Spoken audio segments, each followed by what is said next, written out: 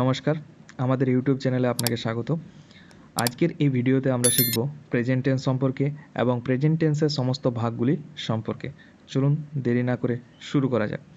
Present tense সেই কাজ বোঝায় যা এখন চলছে বা নিয়মিত ঘটে বা চিরকাল সত্য। প্রেজেন্ট টেন্স এর প্রকারভেদ 4 প্রকার। এটা present indefinite tense, simple present tense, সাধারণ বর্তমান কাল। 2 নম্বর প্রেজেন্ট কন্টিনিউয়াস টেন্স, ঘটমান বর্তমান কাল। 3 নম্বর প্রেজেন্ট পারফেক্ট টেন্স, পুরা ঘটিত বর্তমান কাল। এবং প্রেজেন্ট পারফেক্ট কন্টিনিউয়াস টেন্স, পুরা ঘটিত ঘটমান বর্তমান কাল। এটা হলো 4টা টেন্সের ইংরেজিতে এবং বাংলাতে নাম। এরপর এই 4টা টেন্স সম্পর্কে আমরা বিশদে জানব পরপর। দেখুন, এরপর রয়েছে present indefinite tense. Present indefinite tense কোনো কাজ বর্তমানে হয় বোঝালে বা অভ্যাসগত সত্য বোঝালে বা চিরসত্য বোঝালে সেটা হয় প্রেজেন্ট ইনডিফিনাইট টেন্স। ইংরেজিতে এর ডেফিনেশন যদি দিতে চায়, present indefinite tense denotes an action in the present time or habitual truth or eternal truth. বাংলায় কি করে চিনব না, বাংলা ক্রিয়ার শেষে এ, অ, আ, রসই, ও, এন, এস, আন, আই ইত্যাদি থাকে। যেমন উদাহরণ দিয়ে যদি আমরা দেখি, করি, কর, করে, করেন, যাই, যাও, খাই, খাও, খান ইত্যাদি। এর স্ট্রাকচারের পর দেখি আমরা এর স্ট্রাকচার বা গঠন কি না, প্রথমে থাকে সাবজেক্ট, তারপরে মেন ভার্ব, তারপরে রয়েছে অবজেক্ট। যেমন কতগুলি উদাহরণ দিয়ে আমরা দেখি স্ট্রাকচারটা। দেখুন, আমি ভাত খাই। বাংলাতে দেখতে গেলে এটা হচ্ছে কর্তা আমি, ভাত হচ্ছে কর্ম, আর খাই হচ্ছে ক্রিয়া। ইংরেজিতে গঠন অনুযায়ী সাবজেক্ট প্রথম হচ্ছে আইটা হচ্ছে সাবজেক্ট, তারপরে মেন ভার্ব এখানে হচ্ছে ইট খাওয়া, এবং অবজেক্ট হচ্ছে এখানে রাইস। তাহলে প্রথমে I eat rice, subject, main verb এবং অবজেক্ট। দেখো, একটা সাধারণ করি, খাই, যাই, খেলি এই ধরনের যদি ক্রিয়া থাকে তাহলে বুঝবো সেটা প্রেজেন্ট ইনডিফিনাইট টেন্স। আমি স্কুলে যাই, আই গো টু স্কুল। আমি প্রতিদিন স্কুলে যাই, সে প্রতিদিন স্কুলে যায়, he goes to school everyday. এটা বোঝাচ্ছে কি অভ্যাসগত। তুমি বই পড়ো, ইউ রিড এ বুক। সে প্রতিদিন রাত 10টায় ঘুমোতে যায়, he goes to bed at 10 PM everyday. ঠিক, সূর্য পূর্ব দিকে উদিত হয়, the sun rises in the east. এইগুলি ছিল কতগুলি উদাহরণ। দেখো, কিছু কিছু ক্ষেত্রে ভার্বের শুধু ভার্বটাই বসছে, আবার কিছু কিছু ক্ষেত্রে এস বাই এস যোগ হচ্ছে। এটা অনেকেই জানো, কিন্তু রুলসটা আরেকবার আমরা আলোচনা করে নিচ্ছি। যদি সাবজেক্ট যদি থার্ড পারসন সিঙ্গুলার নাম্বার হয়, যেমন হি, সি, ইট, বা কারো নাম বোঝালো রহিম, কোনো একটা প্রাণীকে বোঝালো, কোনো সম্পর্ক বোঝাচ্ছে মাই ফাদার, আমার বাবাকে বোঝাচ্ছে, এটাও একটা থার্ড পারসন সিঙ্গুলার নাম্বার। তাহলে মেন ভার্বের শেষে কি অবশ্যই এস বা ইএস বা আইএস যোগ করতে হয়, যা নিয়ম সে অনুযায়ী এস বা ইএস যোগ করতে হয়। ঠিক আছে, এরপর দ্বিতীয় নম্বর রয়েছে আমাদের প্রেজেন্ট কন্টিনিউয়াস টেন্স বা ঘটমান বর্তমান কাল। বর্তমানে কোনো কাজ চলছে এরকম বোঝায়। দেখাও সংজ্ঞাটা দেখা যাক। বর্তমানে কোনো কাজ চলছে বা নিকট ভবিষ্যতে চলবে এরূপ বোঝালে প্রেজেন্ট কন্টিনিউয়াস টেন্স হয়। Present continuous tense is used when an action is continued or going to be continued in near future. তাহলে আমরা এটা সকলেই জানি, বর্তমানে কোনো কাজ চলছে। আর একটা কি না, নিকট ভবিষ্যতে কোনো কাজ চলবে এরূপ যদি বোঝায়, তাহলে দুটোর ক্ষেত্রেই কিন্তু প্রেজেন্ট কন্টিনিউয়াস টেন্স হয়। সাধারণ ক্ষেত্রে বর্তমানে কোনো কাজ চলছে। দেখা যাক বাংলায় চেনার উপায় কি না, বাংলা ক্রিয়া বা ভার্বের শেষে তেছি, তেছ, তেছেন ইত্যাদি থাকে, বা চয় ছয় রস্যই ইত্যাদি যদি থাকে তাহলে আমরা বুঝবো এটা কি প্রেজেন্ট কন্টিনিউয়াস টেন্সে রয়েছে। ইংরেজি স্ট্রাকচার কি, প্রথমে সাবজেক্ট রয়েবে, তারপরে বি ভার্ব অ্যাম ইজ আর রয়েবে, তারপরে ভার্বের সাথে আইএনজি যোগ হবে, তারপরে অবজেক্ট রয়েবে। কতগুলো উদাহরণ দিয়ে নিয়ে আমরা এই গঠনটাকে ভালোভাবে বুঝে নিই। দেখো, প্রথমে যেমন subject I, am is are, I এর পরে আমরা অ্যাম বসাই। ভার্ব এর সাথে আইএনজি যোগ, ভার্বের সাথে আইএনজি যোগ, গোয়িং। তারপরে কি না অবজেক্ট টু স্কুল, এটা রয়েছে অবজেক্ট। তারপর আরেকটা এক্সাম্পল নিচ্ছি, হি সাবজেক্ট হলো আমাদের, অ্যাম ইজ আর, হি এর পরে ইজ বসে, গোয়িং ভার্বের সাথে আইএনজি যোগ, টু মার্কেট অবজেক্ট। এরকম তাহারা ফুটবল খেলছে, দে আর প্লেয়িং ফুটবল। হ্যাঁ, সে ভাত রান্না করছে, দেখো বাংলা ক্রিয়া শেষে তেছি তেছো থাকে বা ছে ছা ছে ছ্যান ইত্যাদি থাকে। সি ইজ কুকিং রাইস, সে ভাত রান্না করছে। I am reading a novel this week, আমি এই সপ্তাহে একটি উপন্যাস পড়ছি, এখনো পড়ছি। We are going to Delhi next Monday, এটা ইম্পর্টেন্ট, দেখো নিকট ভবিষ্যতে আমরা যাইতেছি কোথায় না দিল্লি যাইতেছি, কবে? পরের সোমবার, মানে নিকট ভবিষ্যৎ বোঝাচ্ছে। সেই ক্ষেত্রে কিন্তু আমরা কি প্রেজেন্ট কন্টিনিউয়াস টেন্স ব্যবহার করতে পারি। We are going to Delhi next Monday, আমরা আগামী সোমবার দিল্লি যাচ্ছি, এই কথাটা বোঝাতে কিন্তু আমরা প্রেজেন্ট কন্টিনিউয়াস টেন্স ব্যবহার করতে পারি। এরপর দেখা যাক নোট। আই এর পরে এম বসে, এম ইজ আর কোথায় কোনটা বসে সবাই জানো, তাও আরেকবার রিভাইজ করে নিচ্ছি একদম বেসিক থেকে, যেহেতু আমরা ইংরেজিটা শিখছি। আই এর পরে এম বসে, হি সি ইট এর পরে ইজ বসে, এবং সাবজেক্ট যদি থার্ড পারসন সিঙ্গুলার নাম্বার হয় তাহলে সাবজেক্টের পরে ইজ বসে। উই, ইউ, দে, এবং প্লুরাল সাবজেক্টের পর আর বসে। প্লুরাল সাবজেক্টের পরে কি আর বসে। যেমন প্লুরাল সাবজেক্ট কোনটা, মনে করো দে, সেটা প্লুরাল সাবজেক্ট। আবার একটা প্লুরাল সাবজেক্টের উদাহরণ দিলাম, মনে করো Ram and some, SHYAM, Ram and some, এটাও কিন্তু একটা প্লুরাল অবজেক্ট, দুজন আছে বোঝাচ্ছে। হ্যাঁ, কাউজ, হ্যাঁ গরুগুলি যদি বোঝায়, এটাও কিন্তু একটা প্লুরাল সাবজেক্ট। এইগুলোর ক্ষেত্রে কিন্তু সমস্তগুলোর ক্ষেত্রে আর বসবে। সি, হি, ইট এটার পরে ইজ বসবে। বা কোনো নাম বোঝালো, যেমন রাম শুধু বোঝালো, Ram third person singular number, তার ক্ষেত্রেও কিন্তু ইজ বসবে।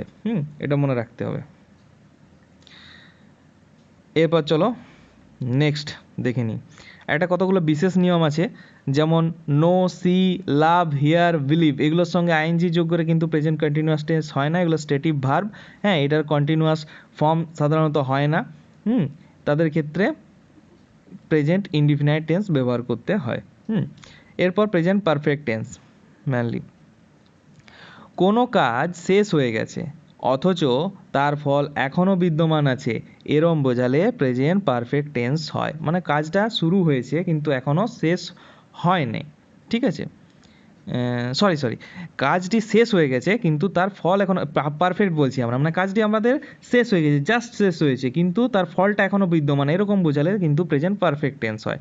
ঠিক পারফেক্ট টেন্সের কথা বলছি। Present perfect tense is used when the work has been done but its effect lasts. Present perfect tense ব্যবহার করা হয় যখন কাজটা কি শেষ হয়ে গেছে কিন্তু এর ফলাফল এখনও বিদ্যমান আছে। বাংলা ভাষায় চেনার উপায় কি দেখি। বাংলা ভাষায় চেনার উপায়, বাংলা ক্রিয়া শেষে আছো, আছে, আছি, আছেন, ইয়াছো, ইয়াছে ইত্যাদি থাকে। এছাড়া করিনি, করি নাই, খাইনি, খাই নাই বোঝালেও কিন্তু প্রেজেন্ট পারফেক্ট টেন্স হয়। দেখি এক্সাম্পল দিয়ে। তার আগে দেখে নিই গঠনটা। প্রথমে কি থাকে, সাবজেক্ট থাকে, তারপরে হ্যাভ বা হ্যাজ থাকে, তারপরে পাস্ট পার্টিসিপল থাকে, তারপরে থাকে আমাদের অবজেক্ট। এরপর চলো এক্সাম্পল দেখে নিই। আমি ভাত খাইয়াছি, আছি, আছো, আছেন থাকে বললাম বাংলা ক্রিয়া শেষে। দেখো সাবজেক্ট হচ্ছে আমাদের আই, হ্যাভ, আই এর পরে হ্যাভ বসে। এবার পাস্ট পার্টিসিপেল ফর্ম ভার্বের ইট, অ্যাট, ইটেন। আমরা কি জানি, ইটের ভাব ফর্মগুলো যদি আমরা লিখি, প্রথমে কি ইট, তারপরে হয় কি অ্যাট, তারপরে ইটেন। তাহলে এটা হচ্ছে ভার্বের পাস্ট পার্টিসিপেল ফর্ম, সেইটাই এখানে ব্যবহৃত হয়েছে। এরপর অবজেক্ট, অবজেক্ট কোনটা আমাদের, অবজেক্ট হচ্ছে আমাদের রাইস, সেটা ব্যবহার হয়েছে। এবার আমি স্কুলে গিয়েছি, হ্যাঁ, I have gone to school, subject, have, has, ভার্বের পাস্ট পার্টিসিপল ফর্ম এবং অবজেক্ট।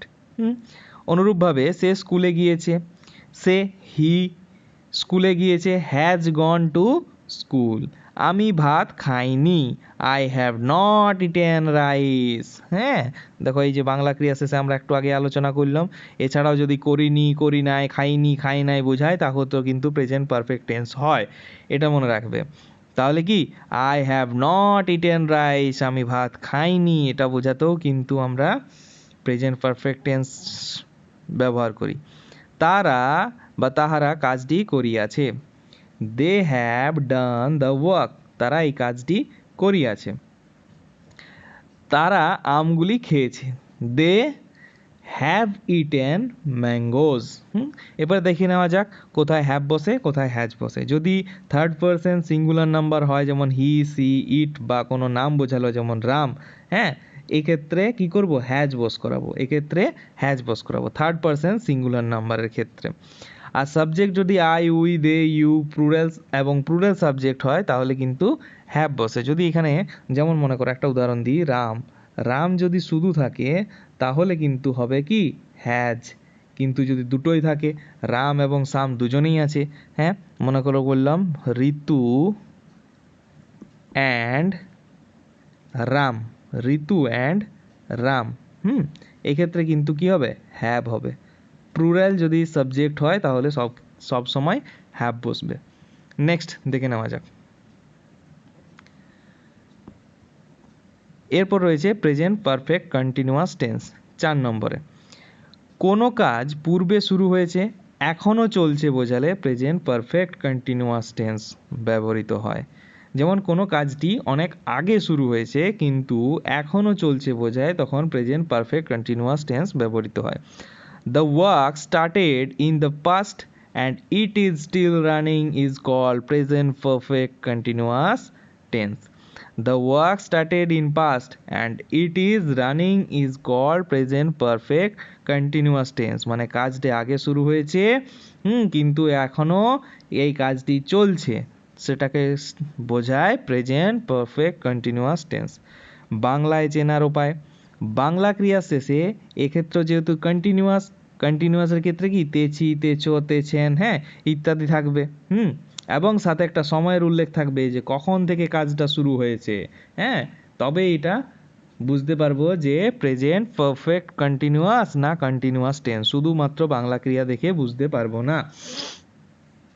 দেখা যাক, দেখো এখানে বুঝতে পারছি যে প্রেজেন্ট পারফেক্ট কন্টিনিউয়াস টেন্স অর্থাৎ পারফেক্টেরও বৈশিষ্ট্য থাকবে এবং কন্টিনিউয়াসেরও বৈশিষ্ট্য থাকবে। দেখো সাবজেক্ট, তারপরে হ্যাভ বা হ্যাজ বিন, হ্যাঁ, হ্যাভ বা হ্যাজ বিন, তারপরে মেন ভার্বের সঙ্গে আইএনজি যোগ, তারপরে সিন্স অথবা ফ্রম অথবা ফর এবং তারপর অবজেক্ট। কতগুলো উদাহরণ দিয়ে দেখে নিই। Example, I have been working for 2 hours, আমি 2 ঘন্টা যাবৎ হাঁটছি। দেখো প্রথমে subject I, have been, has been, হ্যাঁ, আই এর পরে হ্যাভ বিন বসে, তারপরে মেন ভার্বের সাথে আইএনজি যোগ, মেন ভার্বে এখানে ওয়াক, ওয়াকের সঙ্গে আইএনজি যোগ ওয়াকিং, তারপর সিন্স অর ফর, এক্ষেত্রে হবে কি 2 ঘন্টা যাবৎ, তাহলে ফর 2 hours। এবারে কোথায় ফর বসে কোথায় সিন্স বসে সেটাও আমরা দেখে নিচ্ছি। আরও কতগুলো এক্সাম্পল দেখে নিই। সে এই অফিসে 5 বছর যাবৎ কাজ করছে বা 5 বছর ধরে কাজ করছে। হি, তা হি এর পরে হ্যাজ বিন হবে। Working in this office for 5 years, 5 বছর ধরে, এটা কিন্তু ফর হবে এক্ষেত্রে, হ্যাঁ। আবার দেখে নেওয়া যাক নেক্সট। তারা মঙ্গলবার হইতে জ্বরে ভুগছে, তাহলে দে হ্যাভ বিন, দে এর পরে হ্যাভ বিন বসে, সাফারিং মানে ভুগছে, হ্যাঁ, ফ্রম ফিভার মানে ফিভারে জ্বরে, সিন্স টুইসডে, হ্যাঁ, টুইসডে হইতে, দেখো মঙ্গলবার হইতে বলেছে তাহলে এখানে সিন্স ব্যবহৃত হচ্ছে। এরপর দেখো ছেলেবেলা হতে সে এখানে বসে এখানে বাস করে, বা বাস করিতেছে এখানে, তাহলে দেখো বাংলা ক্রিয়া শেষে করিতেছে আছে, তেছি, তেছো, তেছেন আছে, হ্যাঁ, এবং অনেক আগে থেকে, হ্যাঁ, ছেলেবেলা হতে বলা হয়েছে, তাহলে হি হ্যাজ বিন লিভিং, বাস করার ইংরেজি লিভিং, হেয়ার মানে এখানে, হ্যাঁ, ফ্রম হিজ বয়হুড মানে ছেলেবেলা হতে অনেক আগের থেকে সে এখানে থাকছে, এইটা বোঝাতে কিন্তু এখানে দেখো ফর্ম। তাহলে 3টা এক্সাম্পলে দেখে নিলাম, ফর্ম, সিন্স আর ফর। এরপর এটাকে ডিটেলস নোট করে নেব, তোমরা লিখে নিতে পারো জিনিসটাকে। নোট কি না, subject third person singular number or he, she, it হলে হ্যাজ বিন বসে, আই, উই, ইউ, দে এবং অন্য সব সাবজেক্টের ক্ষেত্রে হ্যাভ বিন বসে। ফর সাধারণত একটি কাজের নির্দিষ্ট একটা সময়ের পরিমাণ বোঝাতে ব্যবহার করা হয়। হ্যাঁ, ফরটা কখন বসে না একটি কাজের নির্দিষ্ট একটা সময়, মনে করো 2 ঘন্টা ধরে বা 4 ঘন্টা ধরে, এরকম, হ্যাঁ, 2 দিন ধরে, হ্যাঁ, এরকম যদি। আর সিন্স সাধারণ একটা নির্দিষ্ট সময় থেকে শুরু হয়ে আসা কাজের ক্ষেত্রে ব্যবহৃত হয়। সিন্স মানডে মানে মানডে থেকে শুরু হয়েছে। সিন্স মানডে মানে মানডে থেকে সে কাজটি করছে, মনে করো বলে লেখা আছে সিন্স মানডে। তাহলে মানডে থেকে সে কাজটি করছে, সিন্স। আর ফর কখন হবে, মনে করো বললো ফর 2 আওয়ার্স, ফর 2 আওয়ার্স, হ্যাঁ, 2 ঘন্টা ধরে।